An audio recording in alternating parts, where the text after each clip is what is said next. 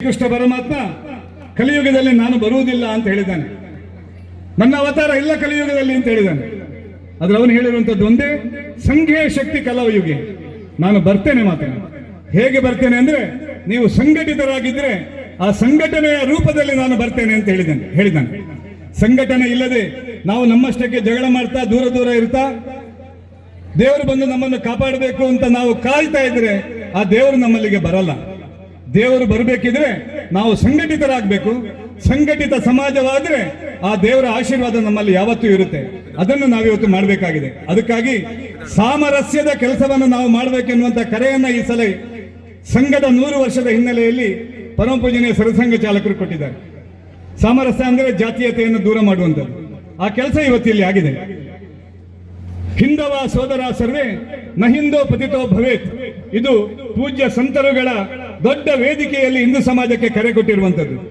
ಯಾವ ಹಿಂದೂ ಪತಿತನಲ್ಲ, ಎಲ್ಲಾ ಹಿಂದೂಗಳು ಸಹೋದರರು ಎನ್ನುವಂತ ಕರೆ ಪೂಜ್ಯ ಪೇಜಾವರ ಶ್ರೀಗಳ ಪೂಜನೀಯ ಗುರೂಜಿಯವರ ನೇತೃತ್ವದಲ್ಲಿ ಉಡುಪಿಯಲ್ಲಿ 70ರ ದಶಕದಲ್ಲಿ 60ರ ದಶಕದಲ್ಲಿ ಕೊಟ್ಟಿರುವಂಥದ್ದು ನಮ್ಗೆ ಗೊತ್ತಿದೆ. ಇವತ್ತು ಅದೇ ಸಾಮರಸ್ಯದ ಕೆಲಸವನ್ನು ನಾವೆಲ್ಲರೂ ಮಾಡಬೇಕಾಗಿದೆ. ಕೇವಲ ಸಾಮರಸ್ಯದ ಕೆಲಸ ಮಾತ್ರ ಅಲ್ಲ, ಪ್ರಕೃತಿಯನ್ನ ಪೂಜಿಸುವ, ಪ್ರಕೃತಿಯನ್ನ ಪೋಷಿಸುವಂತ ಕೆಲಸ ಆಗಬೇಕು. ಇವತ್ತು ನೀರಿಲ್ಲ, ಉಸಿರಾಡಲಿಕ್ಕೆ ಒಳ್ಳೆಯ ಗಾಳಿ ಇಲ್ಲ, ಭೂಮಿ ಹಾಳಾಗಿದೆ, ನೀರು ಹಾಳಾಗಿದೆ, ವಾಯುಮಂಡಲ ಹಾಳಾಗಿದೆ. ಇದನ್ನ ಉಳಿಸಿದರೆ ಮಾತ್ರ ಹಿಂದೂ ಸಮಾಜ ಉಳಿಯುತ್ತೆ. ಅಂತ ಪರಿಸರವನ್ನು ಉಳಿಸಬೇಕಾಗಿದೆ. ಆ ಪರಿಸರವನ್ನು ಉಳಿಸಬೇಕಿದ್ರೆ ಗಿಡವನ್ನು ನೆಡುವುದು, ನೀರನ್ನ ಇಂಗಿಸುವಂತ ಕೆಲಸ ಆಗಬೇಕು. ನಾವು ದೂರದ ಸುಡಾನ್ ದೇಶವನ್ನ ಕೇಳಿದ್ದೀವಿ, ನೀರಿಲ್ಲದೆ ಬರಡಾಗಿ ಗಂಜಿ ಕೇಂದ್ರವನ್ನ ನಡೆಸಿ ಸುಡಾನ್ ನಲ್ಲಿ ಇವತ್ತು ಕೆಲಸ ಮಾಡುವಂಥದ್ದು ನಡೀತಾ ಇದೆ. ಒಬ್ಬ ಫೋಟೋಗ್ರಾಫರ್ ಅಲ್ಲಿಗೆ ಫೋಟೋ ತೆಗಿಲಿಕ್ಕೆ ಹೋದಾಗ ಒಂದು ಫೋಟೋ ತೆಗಿತಾನೆ. ಅದೇನು ಫೋಟೋ ಅಂದ್ರೆ, ಒಂದು ಪುಟ್ಟ ಮಗು ಗಂಜಿ ಕೇಂದ್ರಕ್ಕೆ ತೆವಳಿಕೊಂಡು ಹೋಗ್ತಾ ಇದೆ, ಹಿಂದಿನಿಂದ ಒಂದು ಹದ್ದು ಹಾರಿಕೊಂಡು ಬರ್ತಾ ಇದೆ. ಹದ್ದು ಯಾಕೆ ಬರ್ತಾ ಇದೆ ಅಂದ್ರೆ, ಆ ಮಗು ಸಾಯ್ತದೆ, ಆ ಮಗುವನ್ನು ಕುಕ್ಕಿ ಕೊಲ್ಲಬಹುದು ಅನ್ನುವ ಕಾರಣಕ್ಕೋಸ್ಕರ ಆ ಹದ್ದು ಬರ್ತಾ ಇದೆ. ಯಾಕೆ ಆ ಸ್ಥಿತಿ ಆ ದೇಶಕ್ಕೆ ಬಂತು ಅಂತ ಕೇಳಿದ್ರೆ, ನೀರು ಇಂಗಿಸ್ಲಿಲ್ಲ, ಕೃಷಿ ಮಾಡಲಿಲ್ಲ, ಜನ ಎಲ್ಲ ಪರಾವಲಂಬಿಗಳಾದ್ರು. ಆ ಕಾರಣಕ್ಕಾಗಿ ಸುಡಾನ್ ದೇಶ ಇವತ್ತು ದುರ್ಭಿಕ್ಷ ದೇಶ ಆಗಿದೆ. ಆದರೆ ನಮ್ಮಲ್ಲಿ ಸಾವಿರಾರು ನದಿಗಳನ್ನು ಕೊಟ್ಟಿರತಕ್ಕಂಥ ಈ ದೇಶ, ಆ ನದಿಗಳನ್ನ ಉಳಿಸುವಂತ ಬೆಳೆಸುವಂತ ಕೆಲಸ ನಾವು ಮಾಡಬೇಕು. ನೇತ್ರಾವತಿ ಶುದ್ಧ ಇದ್ರೆ ದಕ್ಷಿಣ ಕನ್ನಡ ಬದುಕುತ್ತೆ.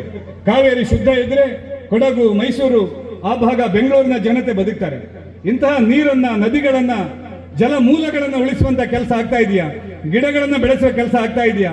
ಪ್ಲಾಸ್ಟಿಕ್ ಅನ್ನ ಕನಿಷ್ಠ ಉಪಯೋಗಿಸುವಂತ ಕೆಲಸ ಆಗ್ತಾ ಇದೆಯಾ? ಇದೆಲ್ಲವನ್ನ ಮಾಡಬೇಕಾದಂತ ಜವಾಬ್ದಾರಿ ನಮ್ದು. ಇದು ಎರಡನೇದ್ದು. ಮೂರನೇದ್ದು ಕುಟುಂಬ ಅಂತ ಕೇಳ್ತೀವಿ ನಾವು.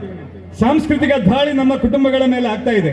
ನಮ್ಮ ಆಚರಣೆಗಳು, ನಮ್ಮ ವಿಚಾರಗಳು, ನಮ್ಮ ಮಾತುಕತೆಗಳು ಇದೆಲ್ಲವೂ ವಿದೇಶಿ ಆಚರಣೆಗಳಾಗ್ತಾ ಇದೆ. ಯಾವಾಗ ನಮ್ಮ ಕುಟುಂಬ ನಾಶ ಆಗುತ್ತಾ ದೇಶದ ನಾಶ ನಿಶ್ಚಿತ. ಅದಕ್ಕಾಗಿ ಪೂಜನೀಯ ಸರಸಂಘ ಚಾಲಕರು ಹೇಳಿರುವಂತಹ ವಿಚಾರ, ಕುಟುಂಬಗಳು ಸಶಕ್ತ ಹಿಂದೂ ಕುಟುಂಬಗಳಾಗಬೇಕು. ನಮ್ಮ ಮನೆಗಳ ಆಚರಣೆ, ಬರ್ಡೇ ಆಚರಣೆ ಹೇಗೆ ಮಾಡ್ತೀವಿ, ಮದುವೆಯ ಮುಂಚಿನ ದಿವಸದ ಮದುರಂಗಿ ಶಾಸ್ತ್ರವನ್ನು ಹೇಗೆ ಮಾಡ್ತೀವಿ, ಅಲ್ಲಿ ಮತ್ತೆ ಕುಡಿತದ ಮೂಲಕ ಮಾಡಿದ್ರೆ ಆ ಮಾಡೋದಕ್ಕೆ ಅರ್ಥನೇ ಇಲ್ಲ. ಮದುರಂಗಿ ಯಾಕೆ ಹಾಕ್ತೀವಿ ಅಂದ್ರೆ, ನನ್ನ ಕೈಯಿಂದ ಎಷ್ಟೋ ಕೆಟ್ಟ ಕೆಲಸಗಳಾಗಿರ್ಬೋದು, ಇನ್ನು ಮುಂದೆ ಅದೆಲ್ಲದೂ ಶುದ್ಧಿಯಾಗಿ ಮಂಗಳಮಯವಾಗಿ ನಾನು ದಾಂಪತ್ಯ ಜೀವನಕ್ಕೆ ಕಾಲಿಡಿಸ್ತಾ ಇದ್ದೀನಿ. ಇನ್ನು ಮುಂದೆ ನನ್ನ ಜೀವನ ಅನೇಕ ಒಳ್ಳೆಯ ಕೆಲಸಗಳನ್ನು ಮಾಡುವಂಥದ್ದಾಗ್ಲಿ ನನ್ನ ಕೈಗಳಿಂದ ಎನ್ನುವುದಕ್ಕೋಸ್ಕರ ಮದುರಂಗಿ ಶಾಸ್ತ್ರ ಮಾಡ್ತಾರೆ. ಆದ್ರೆ ಅದೇ ದಿವಸ ಅದೇ ಕೆಟ್ಟ ಕೆಲಸ ಮಾಡಿದರೆ, ಕುಣಿತಗಳ ಮೂಲಕ ಮದುರಂಗಿ ಶಾಸ್ತ್ರ ಮಾಡಿದರೆ, ಅದರ ಬದಲು ನಾವು ಭಜನೆಯ ಮೂಲಕ, ಭಾರತ್ ಮಾತೆಯ ಪೂಜನೆಯ ಮೂಲಕ, ಮಾತೃ ಪೂಜನದ ಮೂಲಕ ನಾವು ಇಂತಹ ಶಾಸ್ತ್ರಗಳನ್ನು ಮಾಡಿದರೆ ಇಡೀ ಹಿಂದೂ ಸಮಾಜ ಒಟ್ಟಾಗುವುದು ನಿಸ್ಸಂಶಯ. ಅದೇ ರೀತಿ ಸ್ವದೇಶಿ ಜೀವನ ಶೈಲಿ ಬೇಕು, ಗೋವಿನ ಆಧಾರಿತವಾದಂತಹ ಕೃಷಿ ಬೇಕು. ಇವತ್ತು ರಾಸಾಯನಿಕ ವಸ್ತುಗಳನ್ನು ಬಳಸುವುದರಿಂದಾಗಿ ಕ್ಯಾನ್ಸರ್ ಜಾಸ್ತಿ ಆಗುವುದನ್ನು ನಾವು ನೋಡ್ತೀವಿ. ಪಂಜಾಬ್ ಇಡೀ ದೇಶಕ್ಕೆ ಗೋಧಿಯನ್ನು ಕೊಡುವಂತಹ ರಾಜ್ಯ. ಇವತ್ತು ಅತ್ಯಂತ ಹೆಚ್ಚು ಕ್ಯಾನ್ಸರ್ ಪೇಷಂಟ್ಗಳೆಲ್ಲಿದ್ದಾರೆ ಅಂದ್ರೆ ಪಂಜಾಬ್ ಅಲ್ಲಿದ್ದಾರೆ. ರಾಜಸ್ಥಾನದಲ್ಲಿ ಒಂದು ಆಸ್ಪತ್ರೆ ಇದೆ, ಆ ಆಸ್ಪತ್ರೆಗೆ ಪಂಜಾಬ್ನಿಂದ ರೈಲಲ್ಲಿ ಪ್ರತಿನಿತ್ಯ ಹೋಗ್ತಾರೆ ಕ್ಯಾನ್ಸರ್ ಪೇಷಂಟ್ಗಳು. ಯಾಕೆ ಬಂತು ಅಂದ್ರೆ, ರಾಸಾಯನಿಕವನ್ನು ಬಳಸಿ ಅದು ಬಂತು. ಸ್ವದೇಶಿ ಜೀವನ ಶೈಲಿಯ, ಸ್ವದೇಶಿ ಆಧಾರಿತ ಕೃಷಿ, ಗೋ ಉತ್ಪನ್ನಗಳನ್ನು ಬಳಸುವುದು ಇತ್ಯಾದಿಗಳ ಮೂಲಕ ನಾವು ಹಿಂದೂ ಸಮಾಜವನ್ನ ಸದೃಢ ಮಾಡಬೇಕಾಗಿದೆ. ಬಂಧುಗಳು, ಹೆಚ್ಚು ಮಾತಾಡ್ಲಿಕ್ಕೆ ಹೋಗುವುದಿಲ್ಲ, ನಾನು ಮುಕ್ತಾಯ ಮಾಡ್ತೀನಿ. ಇಡೀ ಜಗತ್ತು ಉಳಿಬೇಕಿದ್ರೆ ಹಿಂದೂ ಸಮಾಜ ಉಳಿಲೇಬೇಕು. ಇಡೀ ಜಗತ್ತನ್ನು ಉಳಿಸುವಂತಹ ವಿಚಾರ ಯಾರಲ್ಲಿದೆ ಅಂದ್ರೆ ಅದು ಹಿಂದೂಗಳಲ್ಲಿ ಮಾತ್ರ ಇದೆ. ಕೃಣ್ವಂತೋ ವಿಶ್ವಮಾರ್ಯಂ, ಜಗತ್ತಿಗೆ ಒಳಿತಾಗಲಿ, ಪರೋಪಕಾರಾಯ ಪುಣ್ಯಾಯ ಪಾಪಾಯ ಪರಪೀಡನಂ. ಜಗತ್ತಿನ 200 ದೇಶಗಳು ಯಾರು ಹೇಳಿಲ್ಲ, ಕೇವಲ ಭಾರತ ಮಾತ್ರ ಹೇಳಿರುವಂಥದ್ದು. ಜಗತ್ತಿಡೀ ನನ್ನ ಸಹೋದರರು, ಜಗತ್ತಿಡೀ ಒಂದು ಕುಟುಂಬ ಇದ್ದಂತೆ ಹೇಳಿರತಕ್ಕಂಥ ದೇಶ ಅದು ಭಾರತ. ಇವತ್ತು China, America, England, German, France, Japan, ಯಾವ ದೇಶ ಬೇಕಿದ್ರೂ ಶಕ್ತಿಶಾಲಿ ಆಗಲಿ, ಇಂಥ ಉದಾತ್ತವಾಗಿರ್ತಕ್ಕಂಥ ವಿಚಾರ ಅವರಲ್ಲಿಲ್ಲ. ಅವರು ಯುದ್ಧವನ್ನೇ ಸಾರ್ತಾರೆ, ಅಣುಬಾಂಬನ್ನೇ ಹಾಕುವಂತ ದೇಶಗಳದು.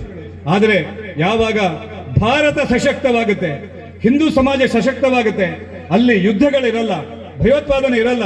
ಬದಲಾಗಿ ಎಲ್ಲರೂ ನನ್ನ ಮಕ್ಕಳು ಎನ್ನುವಂತ ಒಂದು ದೊಡ್ಡ ಚಿಂತನೆಯನ್ನ ಭಾರತ ಕೊಡಲಿಕ್ಕೆ ಸಾಧ್ಯ ಆಗಿದೆ.